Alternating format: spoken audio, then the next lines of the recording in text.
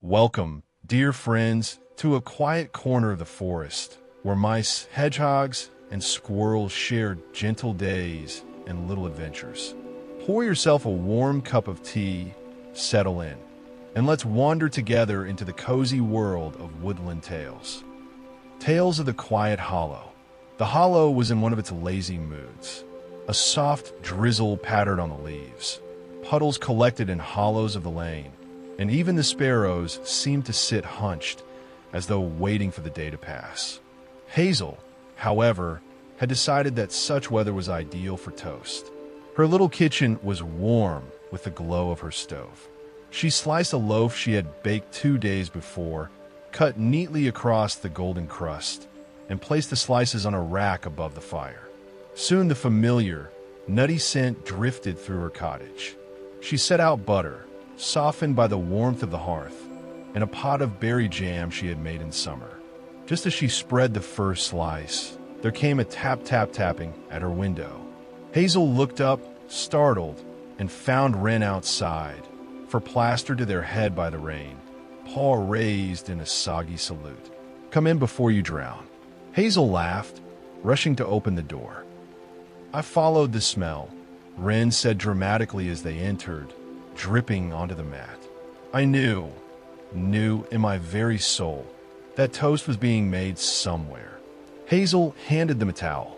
"Well, your soul has a fine nose." She set a plate before them with a steaming slice.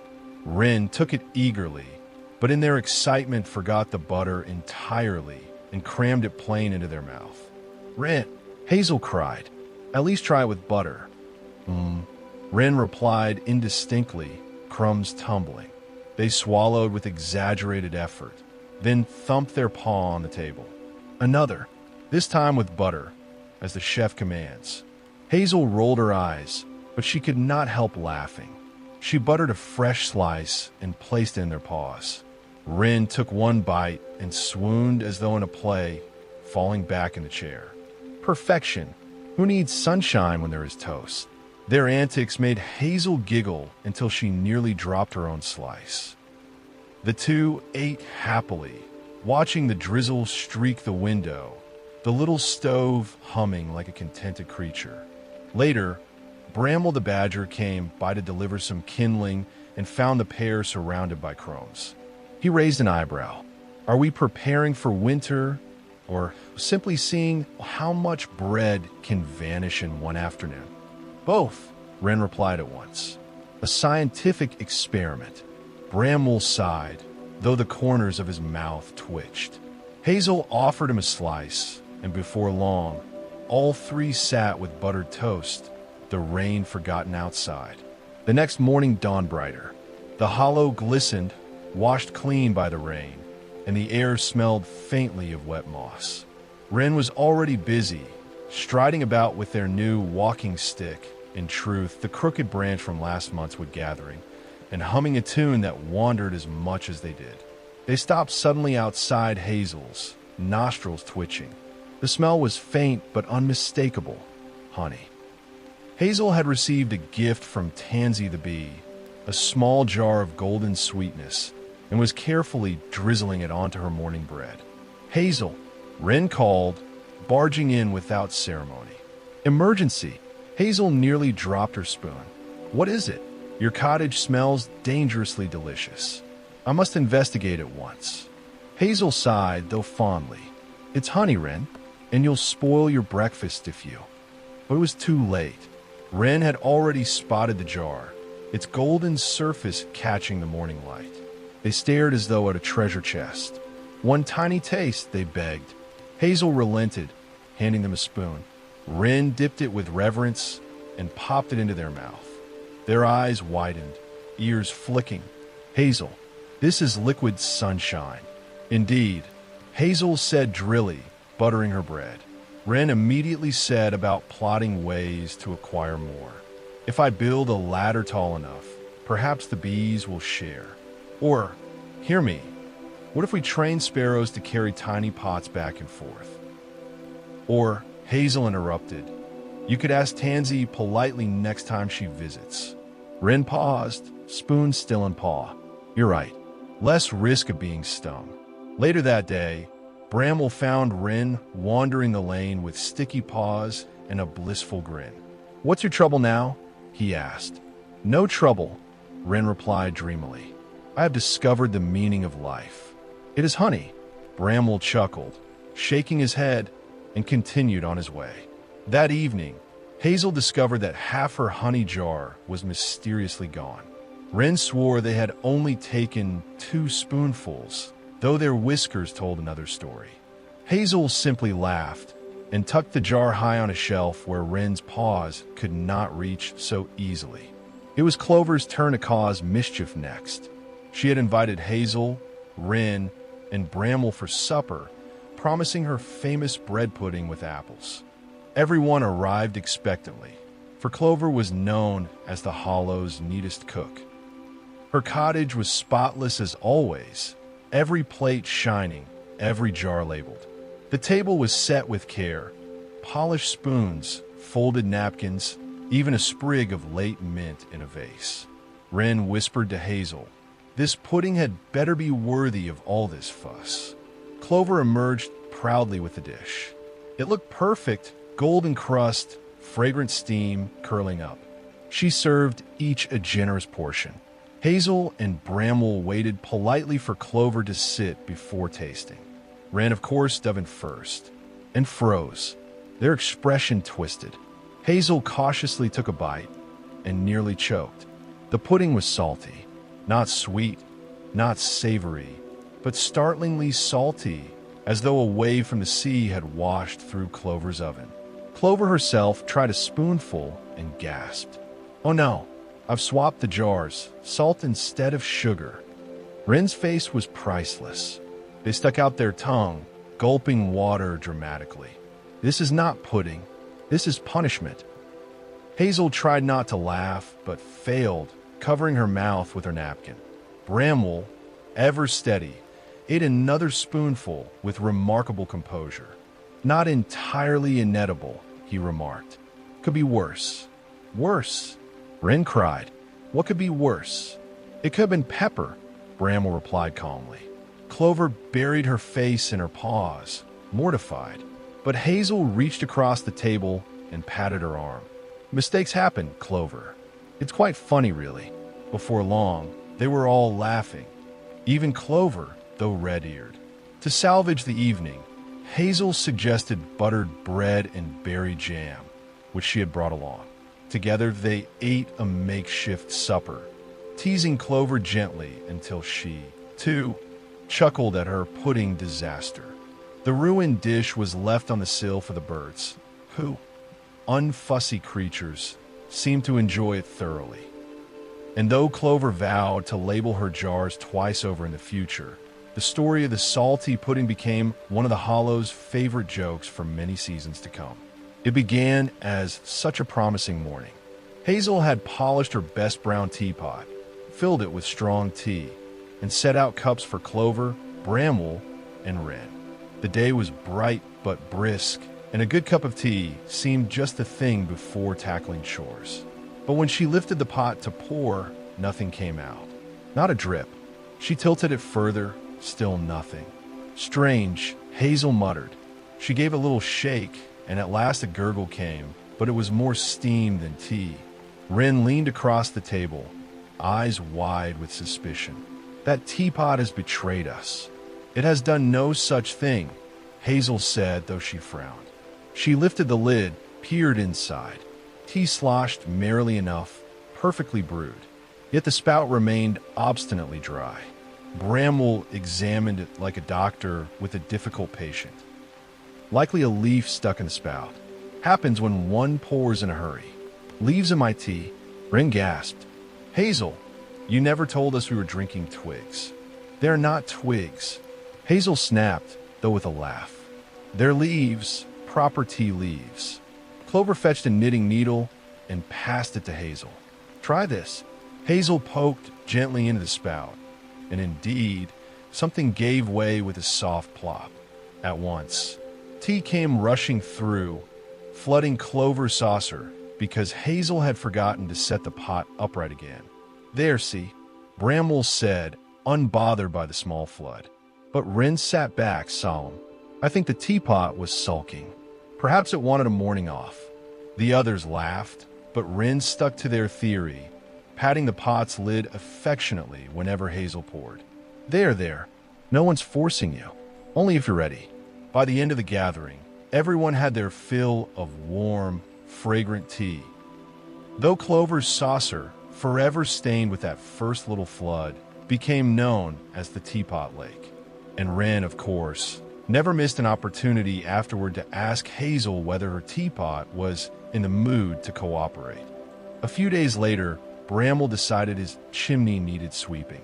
Soot builds faster in autumn, he explained gravely. One must stay ahead of it. Hazel and Wren came along to assist. Clover promised to bring biscuits for afterward, though wisely stayed home while the others went. Bramble set his tall ladder against the side of his cottage. Hazel steadied the base, while Wren insisted on testing each rung as though it might vanish beneath Bramble's weight. Careful, Bramble, Hazel called as he climbed steadily, brush and paw. I've been doing this longer than either of you have been alive, Bramble replied calmly. Wren saluted. Then you're practically an expert chimney mole. Halfway up, a gust of wind rattled the ladder. Bramble swayed, paused, then continued unfazed. Hazel gasped, clutching the side. Wren, however, cried, I'll save you, and dashed up the opposite side. Wren, Hazel cried, you'll topple him. But Wren was already halfway up, brandishing their crooked branch like a lance. If you fall, Bramble, I'll catch you. I weigh 3 times what you do, Bramble muttered, shaking soot from his whiskers. Stay down, Wren. But Wren had other ideas. They reached the roof just as Bramble finished sweeping. In trying to help him down, they managed only to smear soot across his fur and tip the brush into Hazel's paws below, scattering black dust all over her apron. When at last Bramble reached the ground safely, he stood blackened and scowling, while Wren looked like a guilty crow with ash all over their ears. Hazel sighed, brushing herself off. Well, she said, at least the chimney's clean. Wren brightened. And so are we. Clean of vanity, for soot has humbled us all. Bramble gave them a long look, then rumbled with reluctant laughter. You're impossible. They ended the afternoon sharing Clover's biscuits in Bramble's kitchen, the fire burning bright in its freshly cleared chimney. Wren claimed it was their bravery that kept Bramble safe, though Bramble insisted it was Hazel's steady paws on the ladder. Either way, the Hollow had another story to tease Wren with whenever soot smudges were spotted on their whiskers. On one chilly morning, Clover decided to treat everyone to porridge. She prided herself on being precise, measuring oats and water with exacting care. Hazel and Bramble joined her at the table, and Wren, of course, burst in late, hair wild, sniffing hungrily. Perfect timing, Clover said, ladling steaming bowls. Eat while it's hot. Wren sat, spoon poised dramatically, and dug in, only to freeze mid-chew. Hazel took her own cautious bite and frowned. Bramble, as ever, chewed stoically, though his ears twitched. Clover, Hazel began gently. Did you add anything unusual? Clover looked offended. Just oats, water, and a pinch of salt. A pinch. Wren spluttered. A mountain, perhaps. They stuck out their tongue, fanning it with their paws. This is worse than the pudding disaster. Clover's ears went pink. She tasted her own porridge, then groaned. Oh no, not again. I've mixed the jars, salt instead of sugar, twice in one season. Wren leapt to their feet, brandishing their spoon. Clover, you are a menace to breakfast tables everywhere. But Hazel quickly soothed her. Don't fret, Clover. We'll fix it. Add milk, a bit of honey.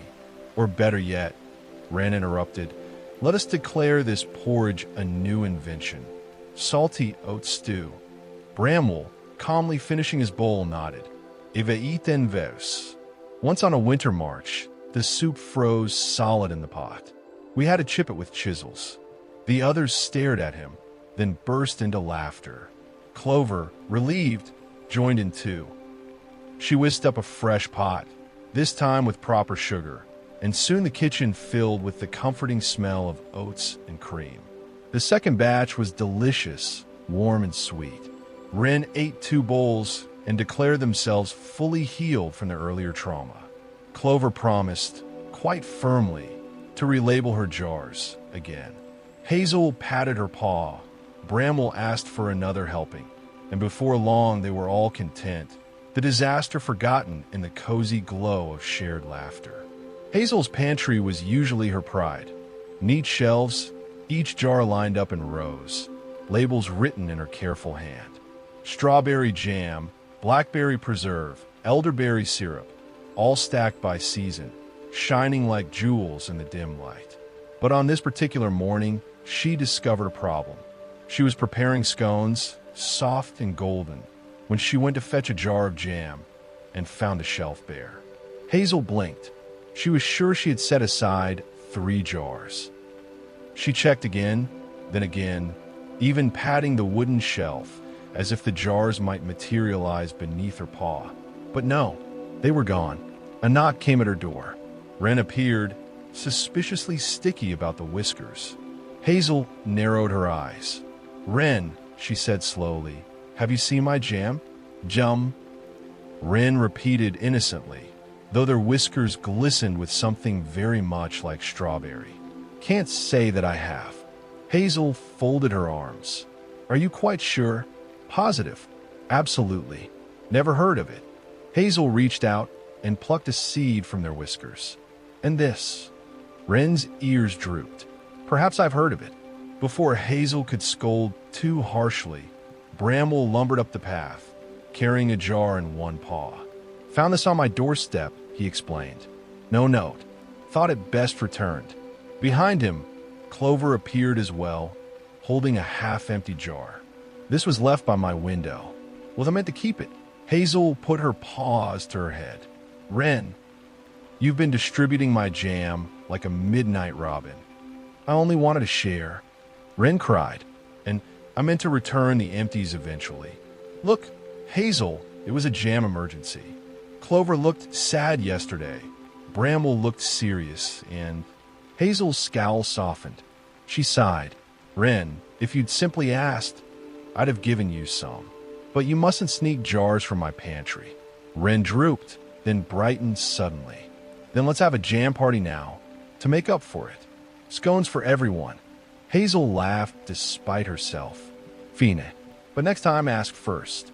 So the 4 gathered in her kitchen, spreading jam on warm scones, laughing over Wren's borrowing.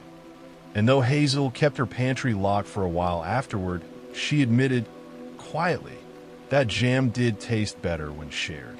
On a cool afternoon, Clover invited the others for pancakes. "Simple enough," she said, whisking batter briskly. "No chance of disaster." Famous last words, Hazel muttered, though fondly. Bramwell sat patiently at the table, pawing through a newspaper, while Wren hovered close to the stove, eyes shining. "May I flip one?" they begged. Clover hesitated. "Only if you promise to be careful." "I am the very definition of careful," Wren declared, seizing the pan. They poured a ladle of batter, waited a moment, then gave the pan an ambitious flick. The pancake soared high, so high it brushed the rafters. Hazel gasped, Bramwell lowered his paper, and Clover shrieked. The ceiling, with a wet splat, the pancake landed squarely on Wren's head. Silence fell. Wren blinked through the dripping batter. Then, dramatically, they said, "I call this the hat cake." Hazel laughed, so hard she nearly cried. Bramwell rumbled like distant thunder. Even Clover, trying to be stern, doubled over giggling. Once the laughter eased, Clover took back the pan. "No more flipping for you, Wren." But Wren was not so easily defeated. They tried again, quietly, when Clover wasn't looking. And this time the pancake sailed onto Bramwell's paw. "Well," Bramwell said calmly, "saves me the trouble of reaching." The next attempt landed on Hazel's sleeve, leaving a buttery smear. By the fourth attempt, Clover had all but banished Wren from the kitchen. Still, when the pancakes were finally cooked properly, stacked high with butter and honey, everyone agreed they were delicious. Wren licked their whiskers and declared, "Every good meal needs an adventure first." Hazel groaned, but she couldn't help smiling. And the ceiling stain from that first flip became a legend in Clover's kitchen. Proof that even pancakes could be mischievous if left in Wren's paws. One blustery evening, Hazel decided to make vegetable soup. She chopped carrots, turnips, and leeks, added herbs from her windowsill, and set the pot to simmer. Soon her cottage filled with the most inviting smell. But as the pot bubbled, it began to wobble. Hazel frowned. She adjusted the lid, but with a sudden plop, a carrot chunk leapt out, splattering onto the stove. "That's odd," Hazel muttered. She stirred, but the soup burbled more fiercely, spattering her apron. A knock came. Wren, of course. They stepped in, sniffed eagerly. "Soup? May I?" Before they could finish, the pot gave a sudden belch and spilled a stream onto the floor. Hazel yelped, grabbing cloths. Wren howled with laughter. "Your soup's trying to escape." Bramwell arrived next, and Clover too, drawn by the commotion. Soon all four were battling the rebellious pot. Hazel with cloths, Bramwell steadying the lid, Clover waving fans to cool the bubbling surface, and Wren darting about with bowls, trying to rescue portions. At last Bramwell discovered the trouble. Hazel had overfilled the pot, leaving no room for the boil. With some careful ladling, the soup calmed, simmering peacefully again. Everyone sat afterward, a little damp and stained, eating their rescued meal. The soup, thankfully, was delicious, rich, hearty, warming. But Wren could not resist one last remark, raising their bowl solemnly. To Hazel's brave soup, which fought valiantly for its freedom but was defeated by spoons. Hazel groaned, Clover giggled, and Bramwell rumbled with laughter. And though Hazel swore she would never overfill a pot again, the tale of the escaping soup was added to the Hollow's collection of cozy, ridiculous legends. Rain fell softly over the Hollow one morning, steady and calm, turning paths into winding streams and roofs into drums. Hazel the mouse peered out her round window with a sigh. Well, so much for hanging laundry today. Still, rain had its comforts. She wrapped herself in a shawl, settled by the fire with a book, and poured herself a cup of tea. Everything was peaceful until a loud knock, knock, knock rattled her door. Standing there in the rain was Wren, dripping wet from head to toe, feathers plastered against their head, eyes wide and pitiful. "Hazel," they wailed. "I can't find my umbrella." Hazel blinked. "The one with the green handle?" "Yes." Wren flapped miserably. "I left it somewhere, and now I'm soaked." Hazel ushered them in, fetched a towel, and shook her head. "Where did you last see it?" "That's the trouble," Wren admitted, wringing out their tail feathers. "I don't remember." Thus began the umbrella mystery. They started at Clover's cottage. Clover the rabbit was kneeling by the hearth, drying herbs. When asked, she perked up. "Oh, Wren's umbrella? I saw it yesterday leaning against the fence by the blackberry patch." But when the group hurried there, squelch, squelch, paws muddy, the umbrella was nowhere to be found. Only wet brambles dripped quietly in the rain.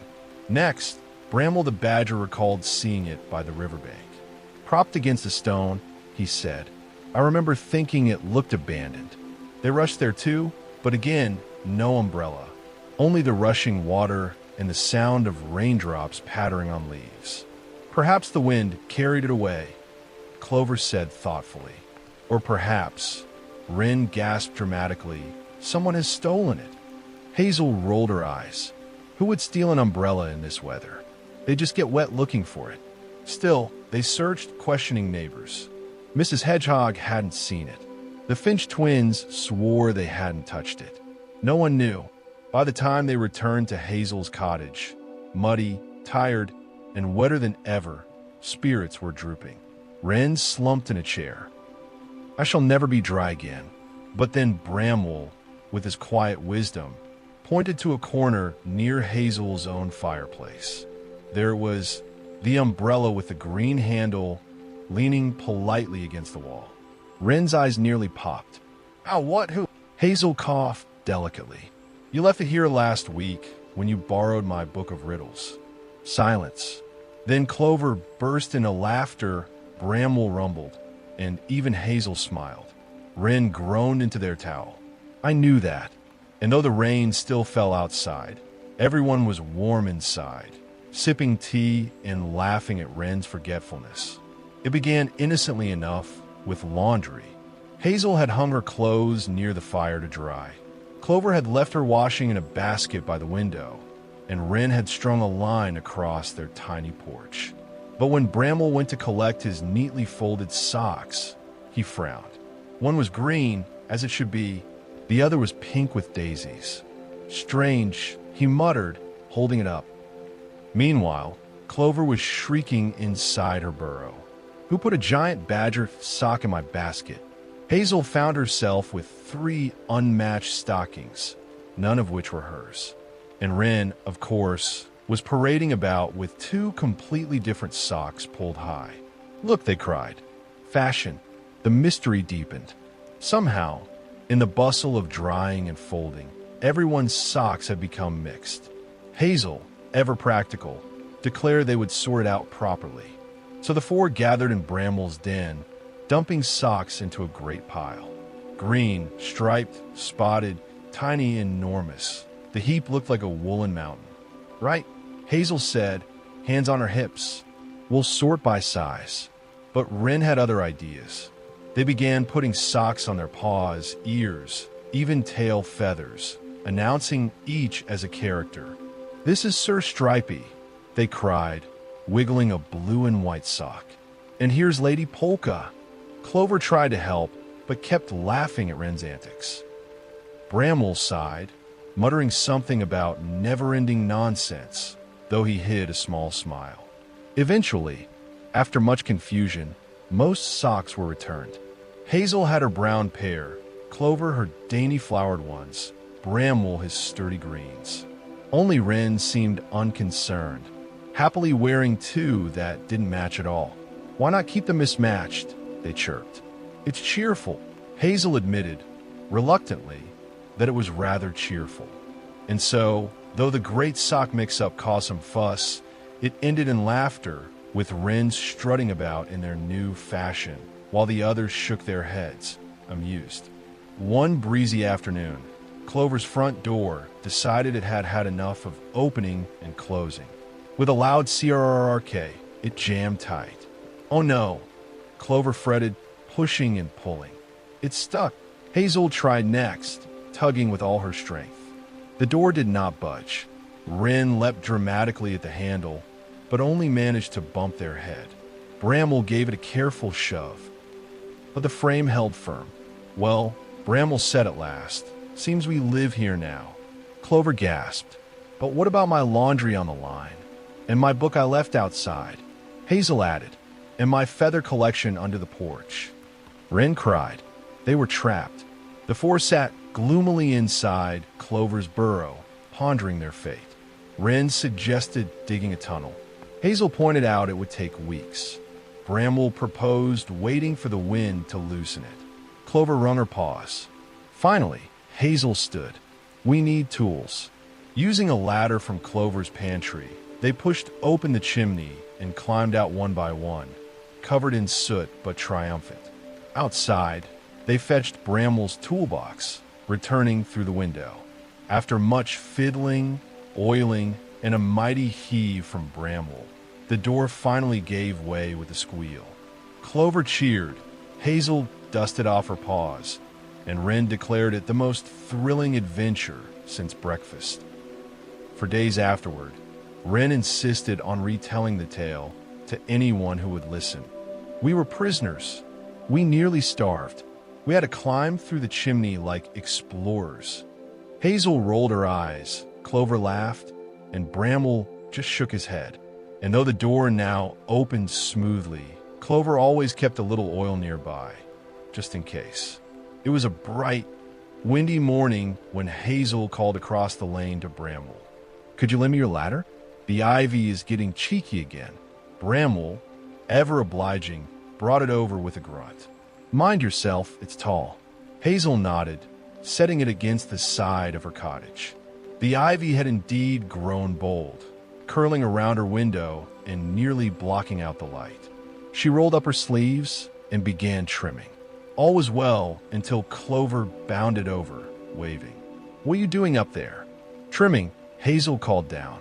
Clover squinted. "Oh, I see a bit higher up." Hazel stretched, reaching, but the ladder wobbled alarmingly. "Steady." Bramble quickly braced the bottom, muttering, "Too light for this nonsense."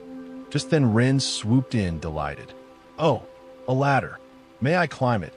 "No," Hazel and Bramble chorused.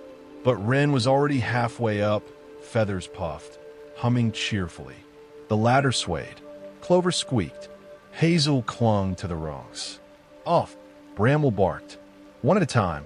Reluctantly, Wren fluttered back down. The ladder settled. Hazel finished clipping the ivy, grateful for Bramble's steady paws. The trouble came when they tried to move the ladder. It wouldn't budge. The bottom was stuck in a rut of mud. Bramble pulled, Clover pushed, Hazel tugged. It refused to shift. "Perhaps it likes it here," Wren suggested helpfully. Finally, Bramble fetched a spade, digging around the feet until the ladder came free with a loud squelch, splattering everyone in mud. They stared at one another, dripping and dirty. Then Clover laughed, a bright peal of sound, and soon they all joined in. Even Bramble, though he tried to hide it. The ivy was trimmed, the ladder rescued, and the morning ended with muddy tea at Hazel's table. A week later, Clover discovered a hole near her burrow.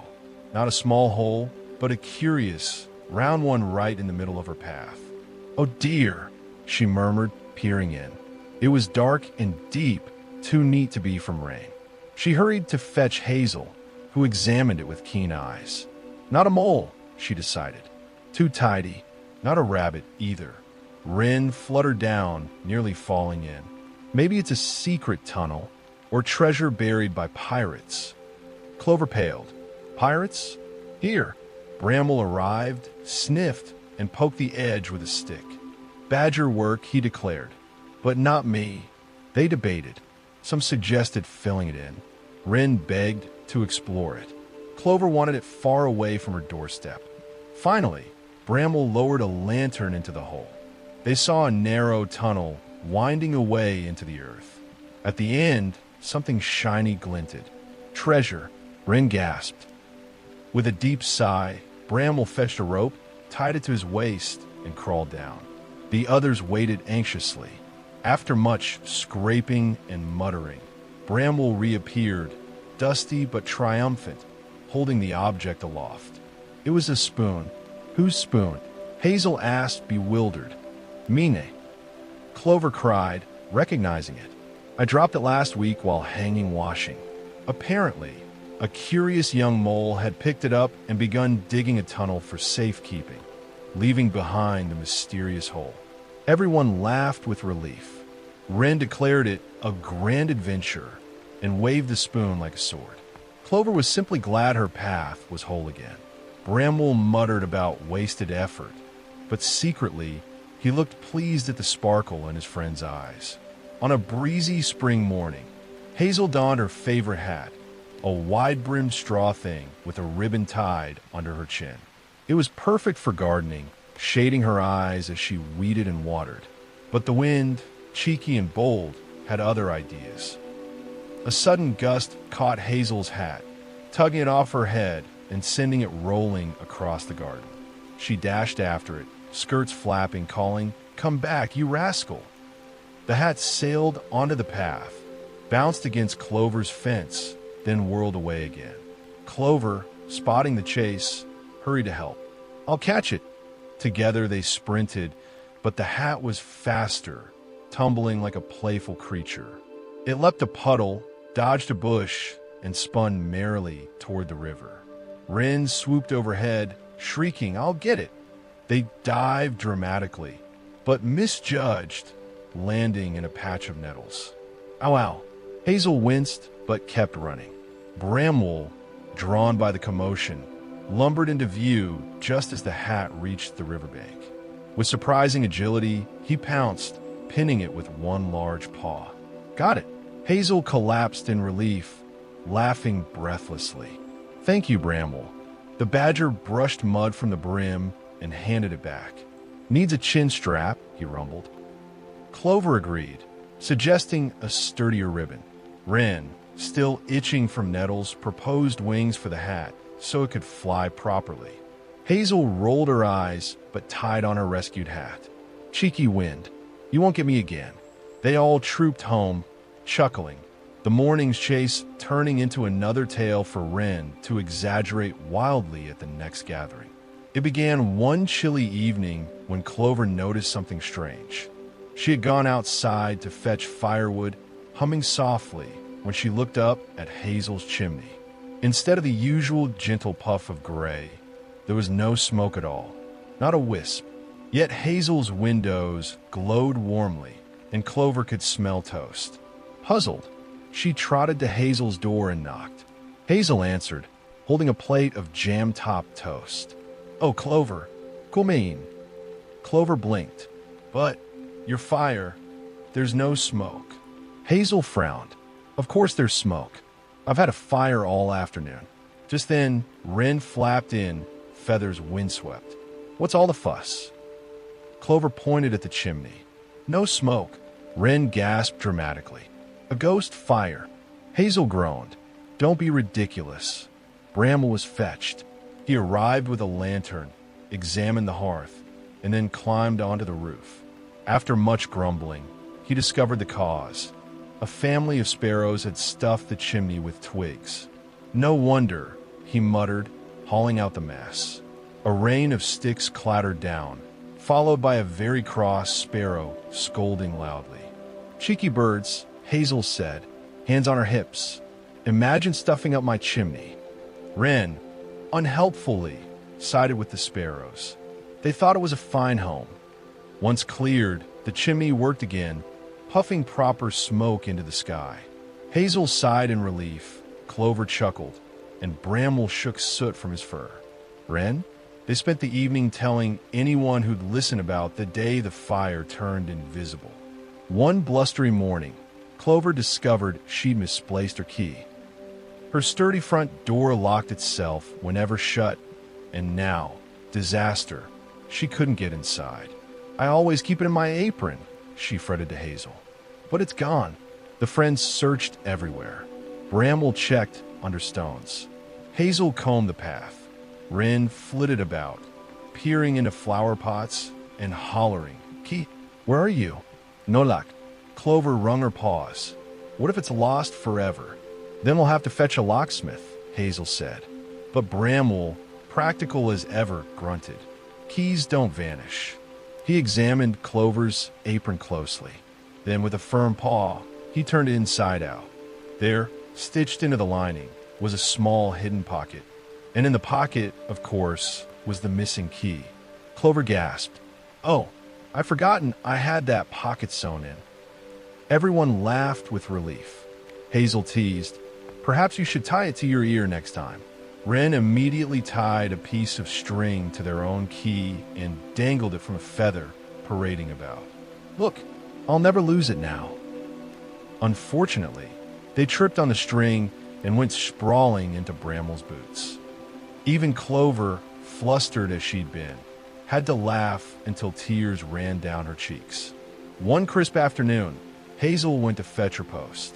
The woodland post mouse had left a neat stack, 2 letters for Bramwell, a parcel for Clover, and 1 envelope with Hazel's name. She tucked them carefully in her basket and set off home. But when she arrived, the letter addressed to her was gone. Hazel frowned, retraced her steps, and called her friends. "I've dropped it somewhere." The 4 of them scoured the lane. Clover checked the hedges, Bramwell inspected puddles, Wren zoomed overhead. Nothing. Perhaps it blew away, Clover suggested. It was sealed with wax, Hazel said. It wouldn't open. Bramble grunted. Best ask who it was from. Just then, Wren spotted something fluttering high in a branch. They swooped and triumphantly returned with Hazel's letter. Caught in a twig, Wren announced proudly. Hazel thanked them and carefully broke the seal. Inside was a short note from an old cousin, inviting her to visit in the summer. She smiled, relieved. Clover sighed happily. All's well, then. Wren puffed up their feathers. Another successful rescue. Bramble muttered, more like luck. But later that evening, as they sipped tea by Hazel's fire, Hazel admitted she rather liked how even small misadventures became tales to share with friends. The hollow had grown quieter as the evenings shortened, the soft light of late afternoon fading earlier each day. Hazel liked this time of year, the lamps glowing in windows, the scent of wood smoke curling over the hedgerows, the sound of rain tapping against the roofs like gentle fingers. One evening, Clover came bounding to Hazel's cottage, breathless and wide-eyed. "Disaster," she cried. Hazel set down her knitting. "What sort of disaster?" "My lantern," Clover panted. "It's gone straight into the pond." The lantern in question was her favorite. An old tin one with little star-shaped holes punched in its sides. It threw cheerful patterns on the walls whenever she lit it. Apparently, a gust of wind had caught it as she carried it home, and before she could grab hold, it tumbled into the pond near the alder trees. Well, Hazel said sensibly, we'd better fetch it out. So the four friends gathered, Clover wringing her paws, Hazel calm as ever, Bramble trudging with a coil of rope, and Wren chirping with excitement at the thought of an underwater treasure rescue. The pond looked perfectly ordinary, rippling in the breeze, a scattering of leaves drifting across its surface. But just beneath the water, they could see the faint gleam of tin. "How do we get it?" Clover fretted. "Simple," Bramble said. He tied the rope to a stout stick and began fishing about. But the lantern slipped away each time, glinting just out of reach. Wren tried next, swooping low and stabbing at the water with a twig, but only succeeded in drenching their feathers. Hazel, more practical, fetched a long branch, lay on her belly at the bank, and hooked the handle neatly. With a cheer from Clover, she drew it in, dripping and muddy but safe. The trouble was the candle inside had dissolved into a sticky mess, and the lantern rattled with silt.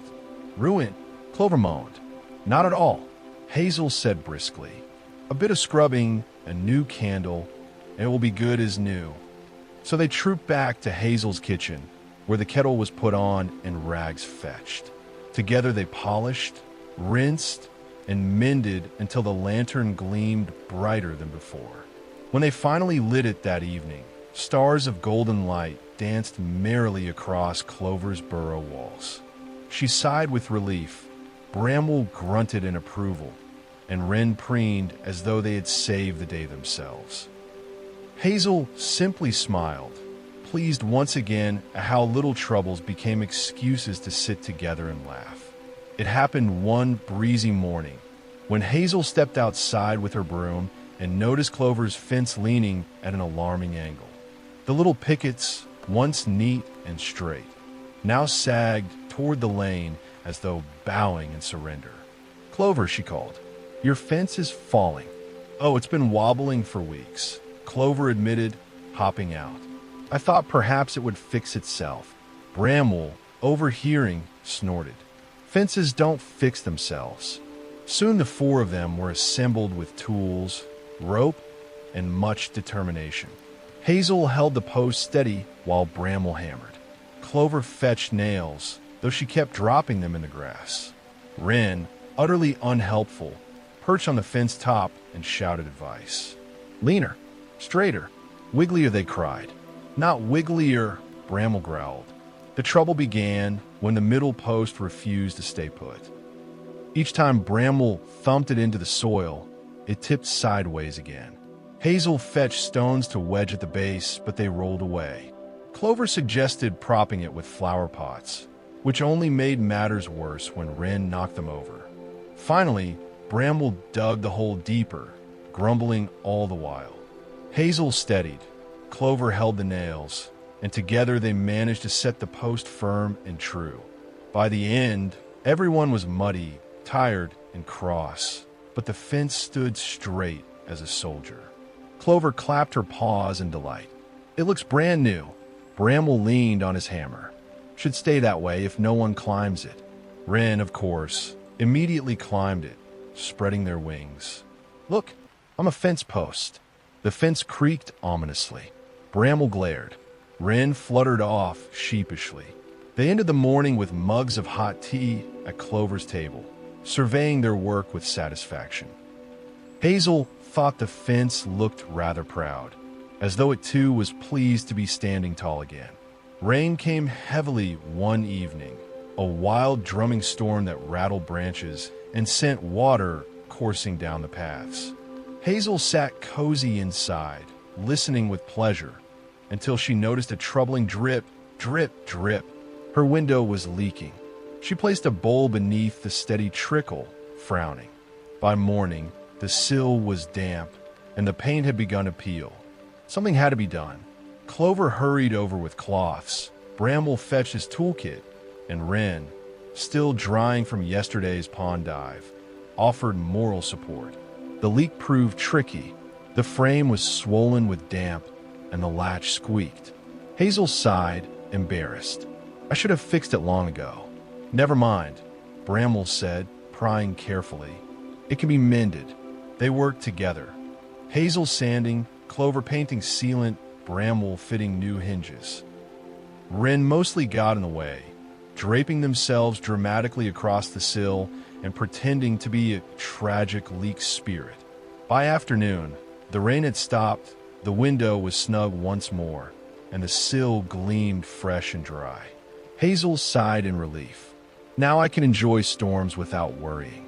That evening, they sat at the mended window, mugs in paw, watching the last drops sparkle in the garden outside. The clouds parted just enough to show a shy patch of stars, winking through. "Not bad at all," Bramble rumbled. "Not bad at all," Hazel agreed. Hazel had always prided herself on keeping her cottage neat, every jar and basket in its proper place. But one blustery morning, as she reached for a jar of dried chamomile, her kitchen shelf gave a loud creak and tilted alarmingly. The jars wobbled. One rolled to the edge. Hazel leapt forward, catching it just in time. "Oh no," she murmured. The shelf leaned forward, held only by a single stubborn nail. Within the hour, Clover had arrived, balancing a tray of scones. "I heard a thud," she cried, eyes wide. "Nothing broken," Hazel reassured her, though she eyed the shelf with worry. "But it won't last long." Soon Bramble stomped in, hammer in paw, followed reluctantly by Wren, who had been pulled away from a perfectly comfortable nap. "Let's see this shelf," Bramble said, setting down his toolkit. He gave a firm shake. A jar of acorns rattled dangerously. Weak bracket. Needs fixing." Hazel fetched an empty box, and together they began unloading. Clover took the jars and lined them neatly on the table, though she couldn't resist peeking into each one. "Dried mint. Oh, and hazelnuts. And what's this? Lavender biscuits." "Don't nibble," Hazel warned. Meanwhile, Bramble muttered to himself, prying at the bracket. Wren fluttered up to supervise, offering unhelpful commentary. "Too much hammering. Not enough elegance. It's a shelf, not a song," Bramble growled. The trouble came when Clover leaned too far against the table. The carefully stacked jars wobbled, then tumbled. Hazel gasped, diving forward. Wren swooped. Bramble swung around, catching one midair. For a chaotic moment, the kitchen was full of rolling jars and scrambling paws. In the end, nothing broke except Bramble's patience. "Next time," he huffed, "sort your shelves sooner." But after some careful hammering, sanding, and a fresh coat of polish, the shelf stood firm again. Hazel replaced each jar in perfect order. That evening, the four sat with tea and those lavender biscuits Clover had discovered.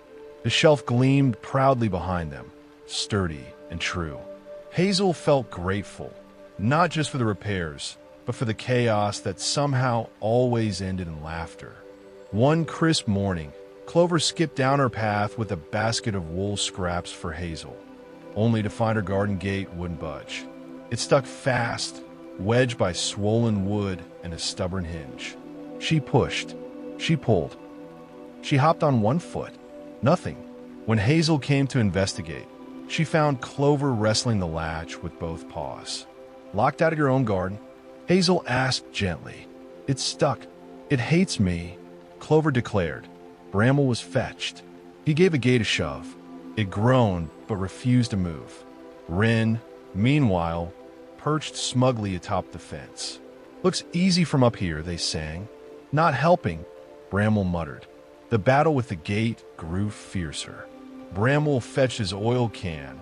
Hazel brought sandpaper, and Clover sprayed it liberally with water, convinced it would soothe the wood.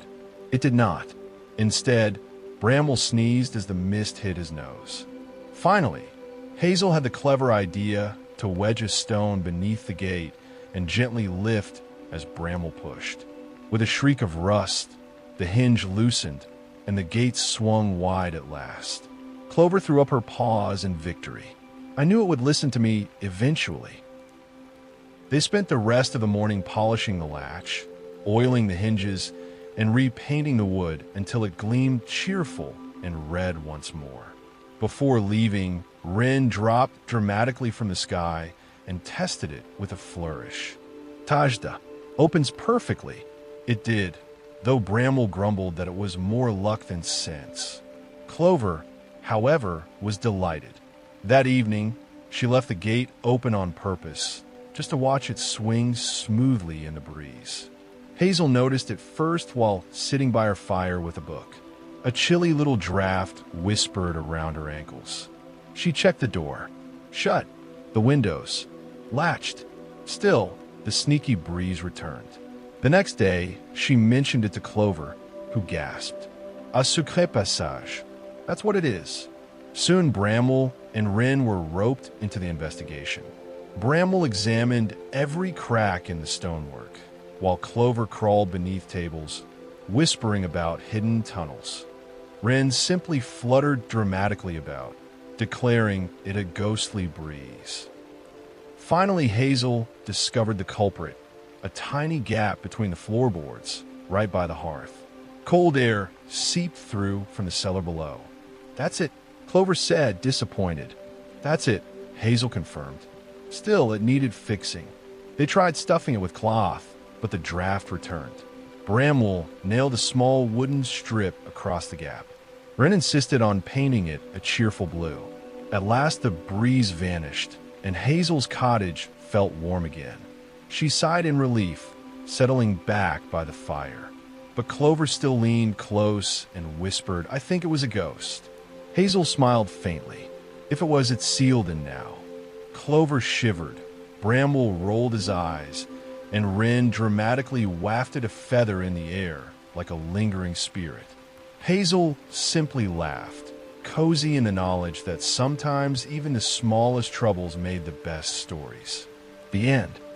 Thank you for wandering through the woodland with us today. If you enjoyed your visit to Old Fernwood, don't forget to leave a like, share this tale with a friend, and subscribe for more cozy stories. Until next time, may your days be calm, your hearth warm, and your heart light.